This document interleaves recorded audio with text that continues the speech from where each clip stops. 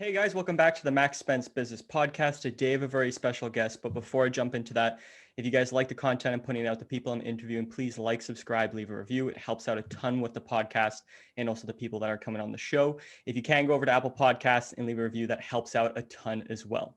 So without further ado, today's guest is Larry Genet. So his team is one of the top commercial real estate broker teams in South Florida. In 2020 alone, they've overseen the exclusive listing of 13.5 million square feet of commercial space, completed 180 transactions, totaling over 1 billion in total consideration, which is absolutely crazy. It's great having you on the show, Larry. I don't know where you got those stats from, man, but I appreciate it. Awesome. Yeah. I was just doing some research, looking at your LinkedIn. And yeah, actually, before we jump into the podcast, I just want to say something. I was looking at those stats and I was like, holy crap, that's absolutely insane. Like doing 180 transactions as a residential agent is good. Doing 180 transactions as a commercial agent is great. Doing 180 transactions as a commercial agent in a pandemic is absolutely insane. So I think the listeners are going to get a ton of value from, hearing what you have to say, hearing how you structure your business, how you go after clients, how you keep those clients, all that type of good stuff. But yeah, so why don't we just start from the beginnings for people that maybe don't know who you are, haven't heard your backstory. If you guys want to actually, after this podcast, if you want a little bit more information about Larry, you can actually go onto his LinkedIn and you can check some of his videos, pretty much there's some videos about his story, about, him also giving advice, a ton of great content. So I highly recommend that you go check him out on LinkedIn. But yeah, so why don't we just start from the beginning? Where did you grow up? What school did you go to? And what was your first passion at a young age? Yeah, so thank you so much. I appreciate being here. I've enjoyed doing these podcasts. I think they're great. I hope they add a lot of value to the community. I grew up in Miami Beach. I went to a high school called Heber Academy. And my dad went to Beach High, which was across the street. And my mom went to Coral Gables High. So we've been in South Florida, I think since around the early 40s, maybe late 30s, something like that, if I'm not mistaken. So I think we're 4 generations now, born and raised in South Florida in the Genet family. And we've always been in real estate since day one. I don't know exactly how that happened, but ever since, my family came over from Europe or wherever, we've been in real estate. So it's been a great ride. And I got my start just by really being in a family business that everyone was always in real estate. You were a doctor or a lawyer, or in real estate, or all three, or both, or half of each. So yeah, it was kind of a foregone conclusion for me. And I always gravitated towards real estate. Ever since I'm 5 years old, I've been swinging a hammer, and I've always loved it. So it was an easy choice for me. Awesome. Yeah, actually, sorry, before we begin there, I've got like a little bit of like dyslexia. So with pronunciation of words, I'm not the best. But yeah, I think I butchered your last name there when I introduced you. It's weird the way it's spelled. Yeah, it's Genet. Yeah. Sorry about that. But yeah, that's actually a really cool story that you're 4 generations in Florida. I had another real estate guy who's in California. I think he's like 5 generations. So it's always really cool to hear a little bit about your backstory, how your family sort of came to that sort of area in the country. But yeah, so it sounds like you have like always just been in real estate since like pretty much being born and always been around. Pretty much. Like, was that like when you're going through high school and going through university, was that sort of the path that was sort of like guided for you, or were you sort of interested in doing something else? So like, how did you sort of like eventually land in real estate where you are today? Yeah, I always wanted to be in real estate. I didn't know how or what. I actually started in property management. So my first jobs were, working for my real first job, if you want to call it that, was carrying a suitcase for a developer. And I just followed him around and shadowed him. And I didn't get paid anything, but I got to learn a lot. That was in probably 2006-ish, 2005, 2006. Well, the last boom was really kicking off, and I got to see a lot of condo conversions and things like that, which was fascinating. But my first real job, out of school or whatever, was as a property manager. I was a property manager of about 200 Section 8 units in Liberty City, Brownsville, and Lemon City. in Miami-Dade, and I would collect rents. I would flush cleanouts. I would,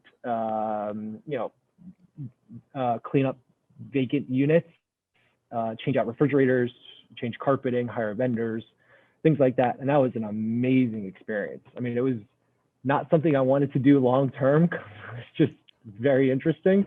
But it was an amazing experience. And I started really like from the bottom, doing the really gritty work, which I enjoyed. And then from there, I went to be a property manager of a luxury apartment building. So completely different opposite end of the spectrum, like 125-ish units, something like that, in Miami Beach on the ocean. That was formerly a hotel that they converted into an apartment building.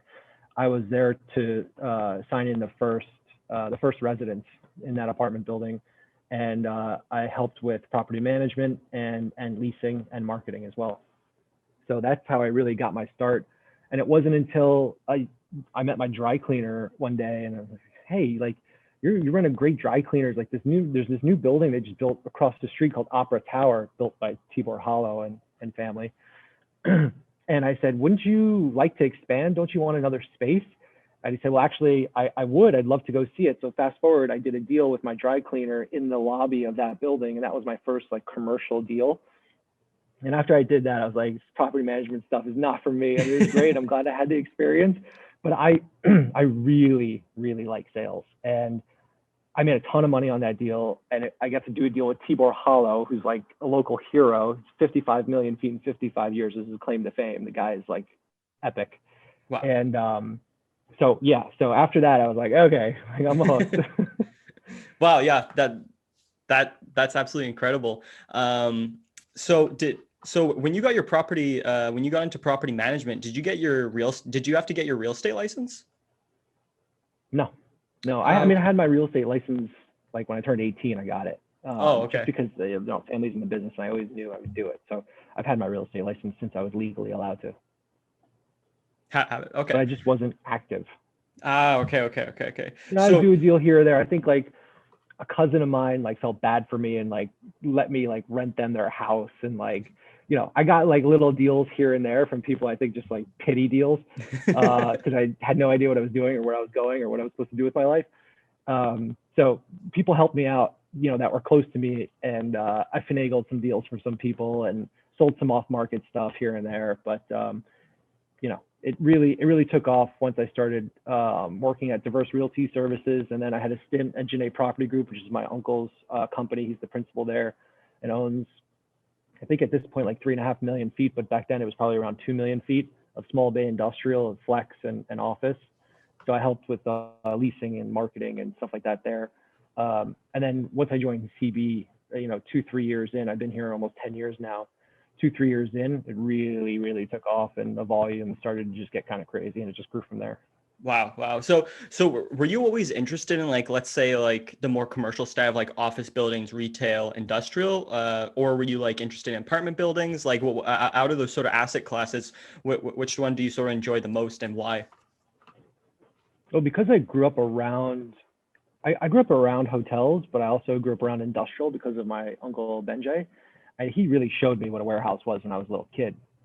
Just going over and checking it out and seeing the guys like painting the walls and fixing the office when a tenant moved out and stuff like that. So I had flavor and tastes of all of it, and I started really in residential, just doing deals, like I said, for like my cousin and just different people who would allow me to work with them, knowing nothing about the industry. So I got my start doing anything I could, but I gravitated towards industrial just because I felt like there was just a lot of opportunity there. It seemed like a growing area. It seemed like there was a lot of expansion at the time. And it's actually a lot of fun. It's not stuffy like some of the other asset classes can be. And you could be a little rough and tumble, which is definitely how I roll. So it just was a good fit all around. Okay. So how now take us through, you had sort of stints in these different areas of real estate sales. How did you sort of land at CBRE? It started with a fraudulent resume. I'm just kidding. Maybe embellished is the right word. And I actually, the day I quit my previous job, I went out to celebrate and leaving of that firm, because it was, you celebrate the losses and the changes in life. You don't, mourn them. At least that's how I try to be. And so we went out to celebrate, and I met my now partner at that event that night. Oh, wow. And 6-7 interviews later, it was a lot of interviews. I don't know why. Maybe they'll tell me. They hired me. So the day that I quit, I met my future partners that night, actually at a NAOP event, which is an amazing organization. If you're in commercial real estate, you should Google them and sign up, especially if you're younger, because they have great pricing for students and young leaders. So I met my partners through NAOP. Oh, okay, awesome. And what sort of made you like? I know there's a I sort of want to tailor this podcast in episode 2. Like the majority of my demographic is 23 to 27, so sort of finding their way in life, sort of deciding what avenue they want to take, in real estate and real estate sales. Say hi. Come say hi. This is Lana. Hey. Awesome. So what made you actually decide to go with like CB over, let's say, the other big commercial brokerages? Like, what was it like? Was it just the stories you heard? Was it the training? Question. Yeah, because people do have options, and it's important to understand how to evaluate those. Looking back, I'm so glad I did that. And I had multiple options with all amazing people that I respect and care about, even to this day, and do business with and invest with and appreciate tremendously. So I still work with all the people that I had previously interviewed with before coming here, but it was definitely the right choice. And I think the reason that I ended up at CB was because it was a team that had a really, really good foundation. It seemed like they were accelerating. There was forward momentum in that people were moving up the chain, not just bringing on a junior guy like myself. They were actually promoting from within other people as well. So it seemed like everyone was kind of being pushed up. So you want to jump on that momentum, obviously, for many reasons. And I just felt like there was tremendous opportunity to take this foundation and try and add as much value as possible. So I had opportunities to go in-house, and on the acquisition side, I had opportunities to go with other brokerage firms, and then other firms wouldn't even take my call and wouldn't even take a meeting with me. So I won't name their names, but I still deal with those guys every day too. And it's all good. So I really selected CB because I thought they would generate the most overflow of deals where I could grab onto that stuff and try and execute it, where they didn't have the time. So if I didn't do it, no one would do it. So I knew that there was opportunity to just grab on to some of that overflow and to take some of the listings and work them myself, and then also bring in new business as well, which is I ended up being really good at bringing in new business, both for sale and for lease, and that's kind of just naturally how I sort of evolved. But the reason I joined CB is because they had the brand, they had a big team, they had a good infrastructure and a good foundation, and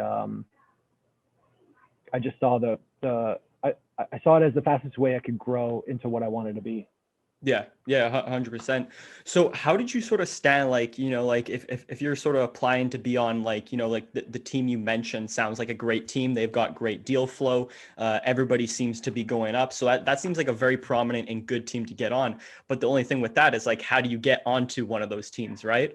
So there's so many people trying to, get onto these great teams. So how did you sort of stand out in the interview, and what did you do to sort of, win that position? Yeah, that's another awesome question. So the best way, I think it was a combination of luck and prior experience, and being engaged in the market, right? If I didn't go to that NAOP event, I never would have met them. So you kind of have to put in the work, and like anything good in life, you get out what you put in. So the more you put in, the more you're going to get out.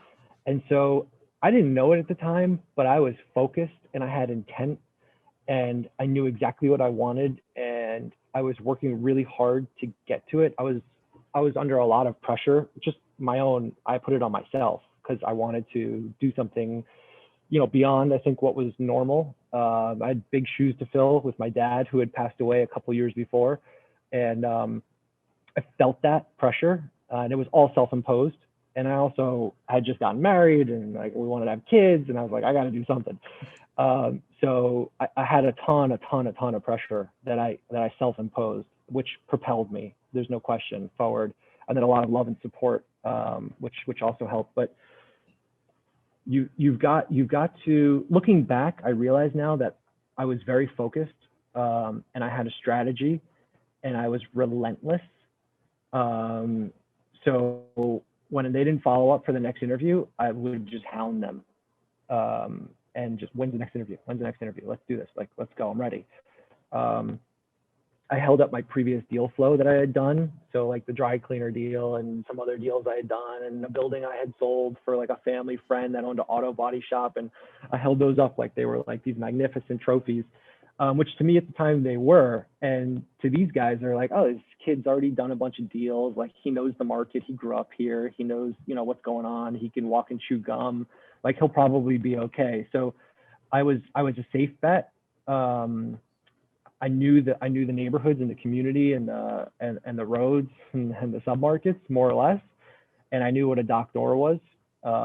So those are the reasons I think I got hired. I don't know if they were interviewing anyone else. I don't think they were. So I think I was their only choice. That's a lot more competitive now. Yeah. So it's a lot harder. So Yeah. every time I speak to someone who's in college, and I speak to a lot of kids in college, I always tell them, get your real estate license immediately. Do any deal you can do. It doesn't matter if it's an apartment or a parking spot or a building. It doesn't matter if it's a lease or a sale. That way, once you show up to these big teams and these firms, you're like, I've already done deals. I'm a self-starter. I'm motivated. I'm hungry. I'll work for free if I have to. They'll always end up paying you because you don't really do that kind of stuff these days. I pay all my interns and juniors, but offer it and just be super, super aggressive and relentless. The people that reach out to me once and never reach back out again will never hear from me. And the people who hunt me down for, sometimes weeks and months on end, unfortunately, they'll usually end up either working with me or I can help place them with someone else when I see an opportunity. So I think those are some of the things that worked for me. Okay. And I don't know if you're able to talk about this, but and anybody that you recently hired on your team that has done really well, how did they sort of stand out in the interview process to sort of get a position with your team? Yeah, so Mike Oretsky is a really good example of that. He stood out because he was in research for, I think, a year, maybe a year and a half. So he already understood CB, how it worked, the systems, the softwares, the policies. He was already an employee.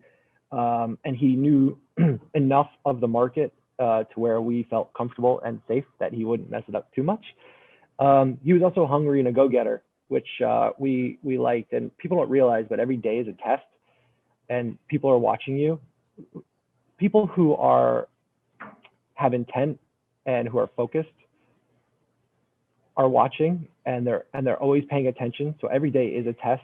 At least around me, it is, and not in a bad way. But we're watching, we're focused, and we're perceptive, and we see what you're doing. So like, there's no hiding stuff when you work in a cube across from someone. We see what you're up to. So we knew he would be a good fit, and so a role in research at a big firm is a great way to get your foot in the door. You get paid to learn the market. Those spots, there aren't so many, but the salaries are generally between like 30 and 45,000, I think, somewhere in there, for like a junior just starting right out of school in research. And, hopefully you don't spend more than a year in it, because I just don't, unless you want to climb the research ladder, which is fine. It's just, if you want to be a broker, you spend a year there and you jump on a team at that company or a different one.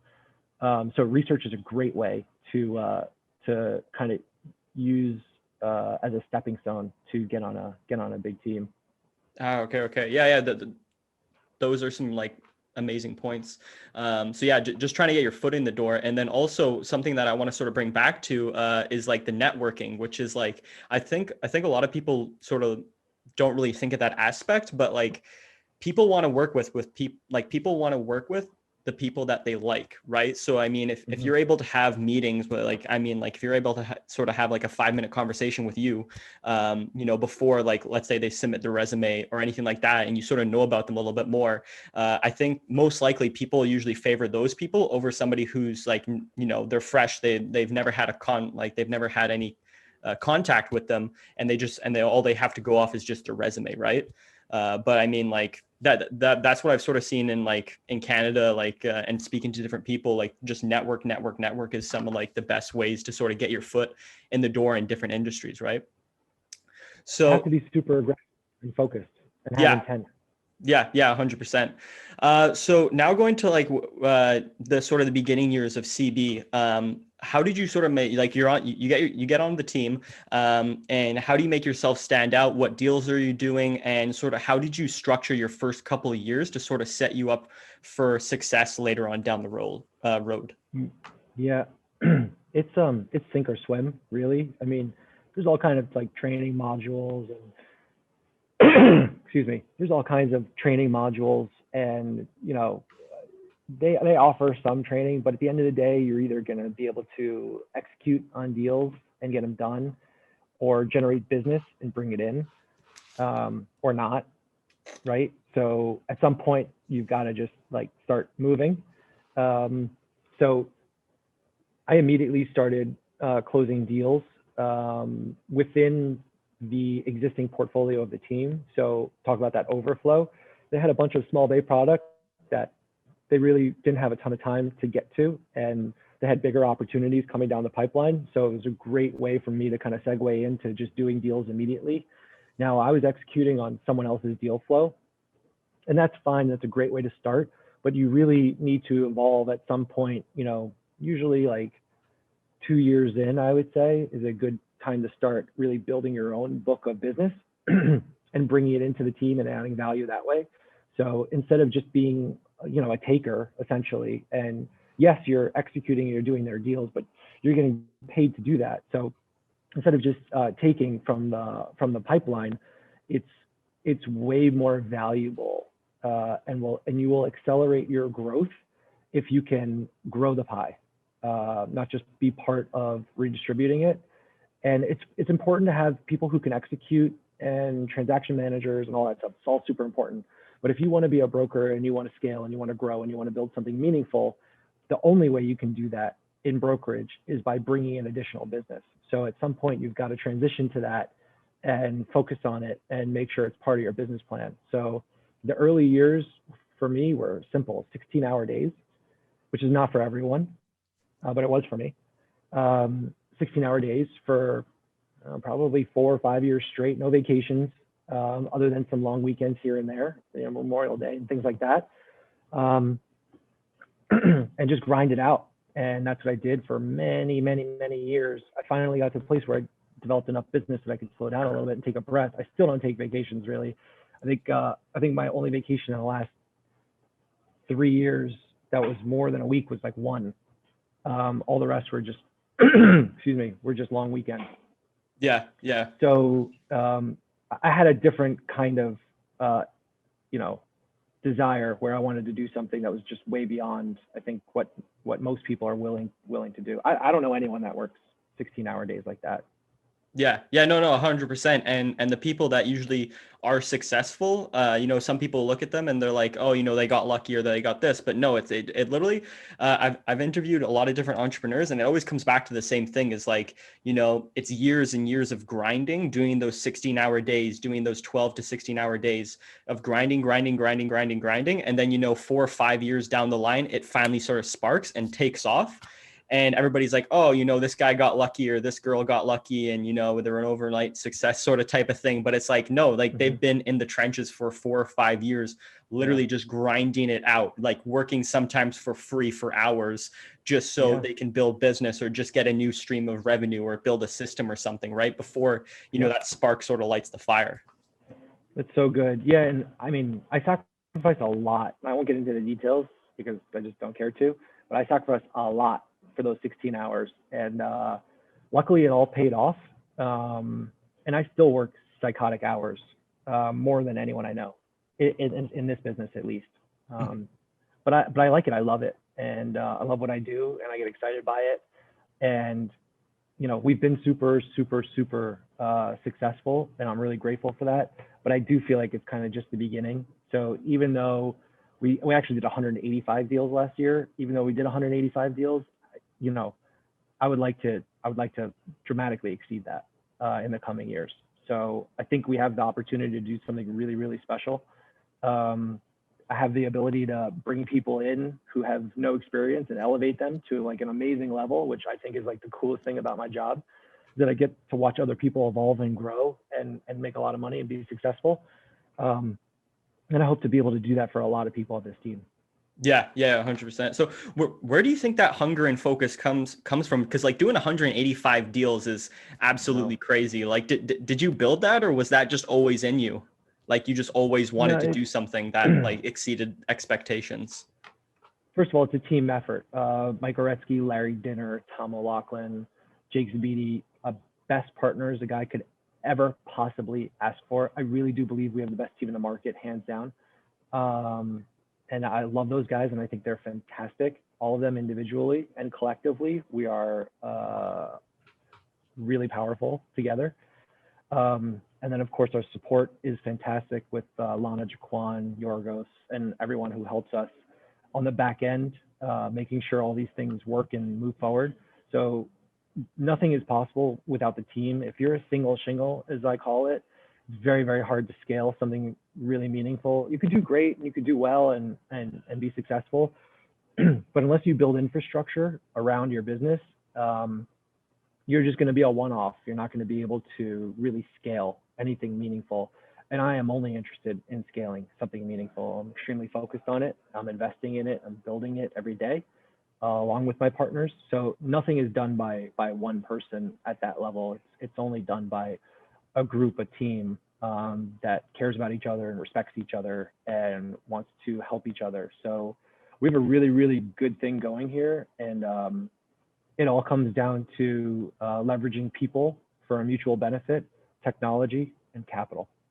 Yeah, 100%. Like I hear that a lot in real estate, and like agents or investors always say it's a team sport. Like you're never going to go anywhere. Like you might be able to go a little bit faster, but if you want to go to like the size that you guys have got to, or bigger, you really need a solid team behind you of great people that really everybody pushes each other forward.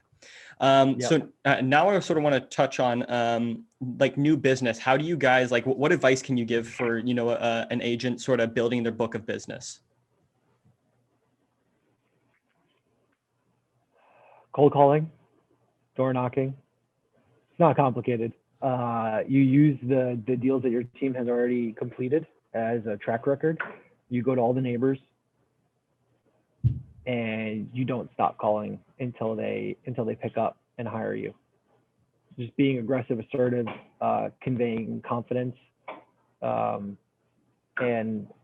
being able to execute. Yeah, 100%. And that's that's what goes back to those 16-hour days, right? Is like a lot of people are like, I ask that question a lot, and usually it's around the same sort of answer. It's literally just like there's no like secret or secret formula to get clients. It just comes back down to the basics and sort of just like hammering those out for as many hours as it takes to build new business. So now sort of jumping to, I know we only have a couple minutes left, so I'll just jump into sort of like, what are your sort of future plans for 2021 and 2022? Sell a lot more buildings. We're really focused on the sales. We want to sell a lot more land. We're really grateful to our clients who have awarded us a lot of product, a lot of inventory, a lot of buildings, a lot of parks. And the best way I know how to repay them for being so kind to us and trusting us so much with these like billions of dollars in real estate, essentially, is to find them opportunities to buy that will help them. So a lot of these clients of ours are scored on not just how well they do in their portfolio, but what they're purchasing. And that's super important to me, that we're a well-rounded team. And again, we're not just takers, we give also. And it's, it's got to be market, and it's got to make sense, and it's got to be fair for everyone, obviously. But I'm very focused on trying to find opportunities for my clients to buy, whether it be buildings or land, or delivering tenants to their buildings. So we've built a great platform that I'm really happy with and satisfied with. Now I really want to focus on trying to find ways to give back to our clients and to sell them opportunities that they're excited about. And then, of course, if we're able to do that, they'll award us the leasing on it, and we'll get to hold on to it, which is fantastic. So I think the next evolution of our business is going to be that. It's going to be selling our existing clients as many opportunities as possible, and helping them grow their portfolio the way they've helped us grow ours. It's just total common sense to me. They want it, they're demanding it, and we intend on delivering. Awesome. And before we wrap up here, what advice do you, before we leave, what advice do you have to, like new people in commercial real estate as an agent?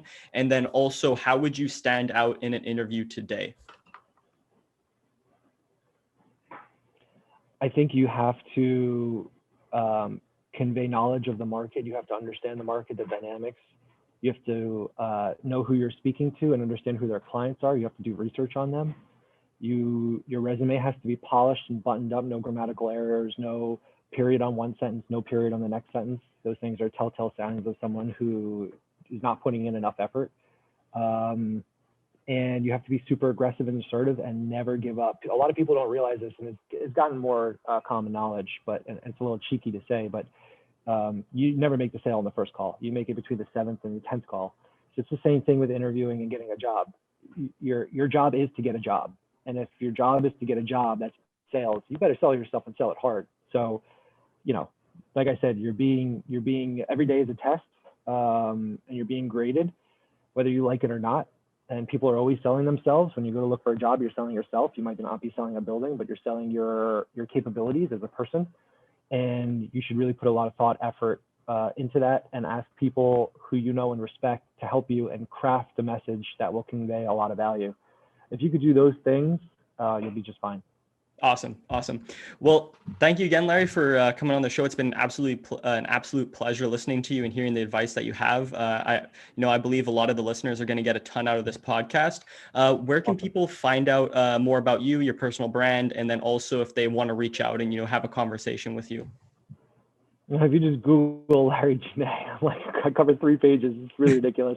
You can find me really, really easily. And if you want to check out my stuff, you can go to LinkedIn and just search Larry Genet. And I also have a YouTube page that's specifically targeting young junior brokers, which has a lot of good value. Awesome. Well, thank you again for coming on the show.